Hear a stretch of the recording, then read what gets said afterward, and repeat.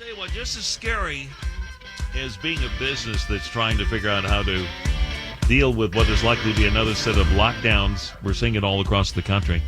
Very limited here in Texas so far, but that could change. That could change. You have to be prepared.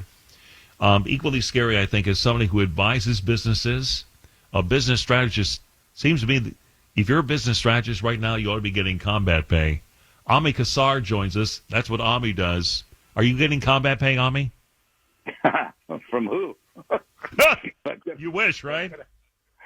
Good idea. Yeah, no kidding. How are you? I'm well, sir. Thank you.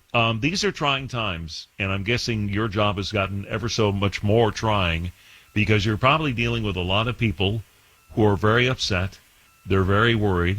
They may have survived the first round of lockdowns from COVID, but now we're seeing more and more states instituting more restrictions again. And there's a real possibility that a lot of these businesses are going to get locked down in some form again. We don't know if it's going to be for a few weeks or it's going to be for a few months. How many of the businesses you talk to do you think can survive another lockdown situation? Yeah, so it's tough, and businesses are in difficult situations, but particularly businesses that are heavily retail-oriented or restaurants or hospitality-related or event-related, they are in a really difficult spot.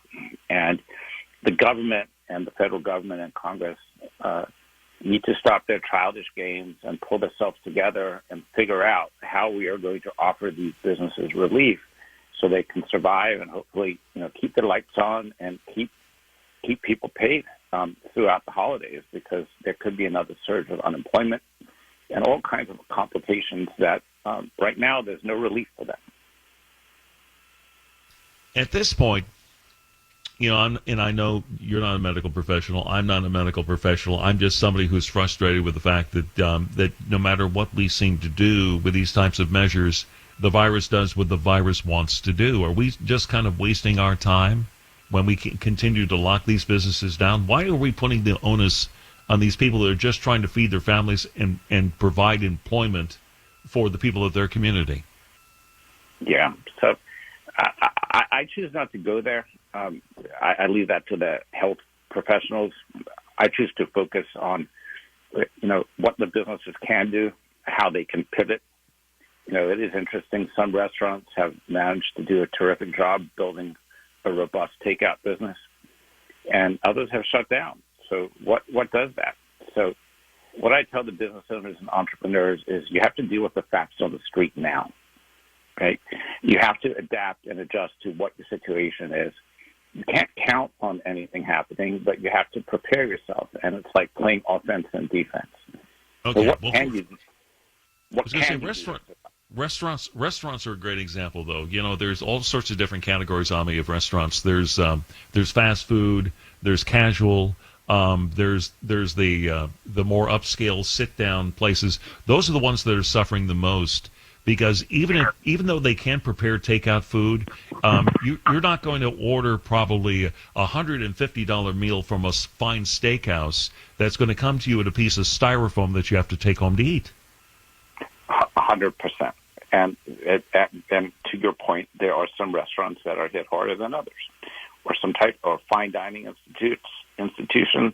You're not going to, order filet mignon and takeout, but there are.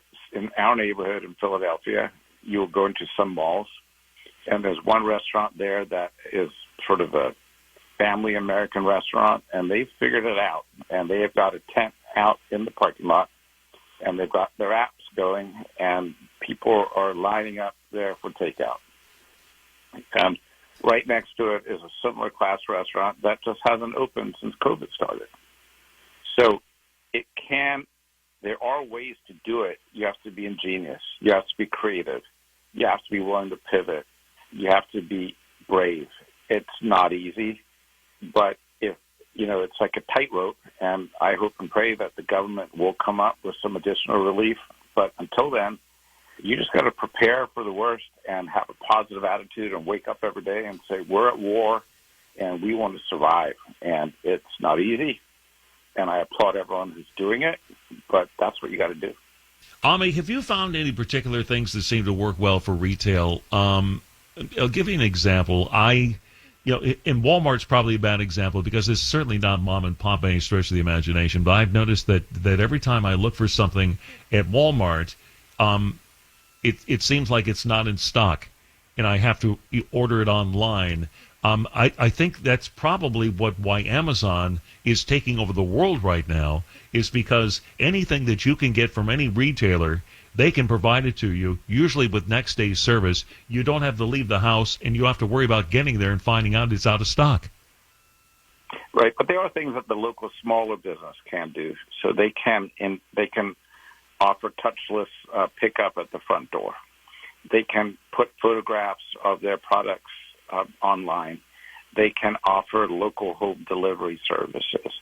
So again, it's like, what can you do to be creative? You don't have to go build if you have a small retail store, say in a local neighborhood, you don't have to go build a full e-commerce site and put in all that infrastructure, but you can let your customers and your friends and your fans know, hey, we'll deliver it to your door within the hour.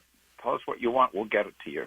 Or you can come here, and if you're not comfortable to come in the store and shop, we'll meet you at the front door and we'll hand it to you. And what we as consumers can do, and I hope that everyone who's listening thinks about this, is we should take an extra step to support that local restaurant or to support that local small business who's struggling over the holidays. And if you can find a way to get them an order or buy their service or product, over a bigger one, do that, because they need our help. And sadly, many of their dreams are shattering, and they really need our help. How big of a component is social media in all this? I know for a lot of little local mom and pop restaurants that we like to frequent, we became friends on Facebook. We follow them on Facebook. They keep us up to date on any rules changes involving their place. They keep us up to date on what kind of adjustments they're making in hours. They run specials all the time. Hey, if you read about it today on Facebook, come on in. You can get a pizza for 25% off or whatever it may be. Totally, and that's an important tool for businesses owners. Also Yelp, Facebook, Instagram, whatever you can do to get the word out in the local community about who you are and what you do. Collect email addresses of your customers and send them emails or texts or whatever it is. But let them know that you're there. Let them know that you're pivoting, that you're trying, and you're making an effort. There's a local business here in Philadelphia. It's a 100-year-old brand icon called Rosati Water Ice. And what they've done is they're owned by veterans, and they manufacture delicious water ice, and a lot of their sales are to schools, and the schools are shut down. So they've launched a campaign on GoFundMe saying for every $1 you donate to them, they're going to send product or water ice to the vets for delivery. So they'll give a vet a treat. So they're trying GoFundMe as a tool. So, and that's Rosati Water Ice, if anyone's interested. So there are tools and ways out there. It's not easy. I applaud it. My heart goes out to everyone out there who's struggling and trying to keep their employees on the payroll. And what we can do is try to support them as well. Yep. All right, Ami. Thanks for your time. Appreciate that. It sounds to me like getting through this is the same way any business succeeds. Work harder and work smarter than your competitor, and you will be a success. Fight like hell, yeah. Yep. Amy Kassar joining us, business strategist here on AM 950 KPRC.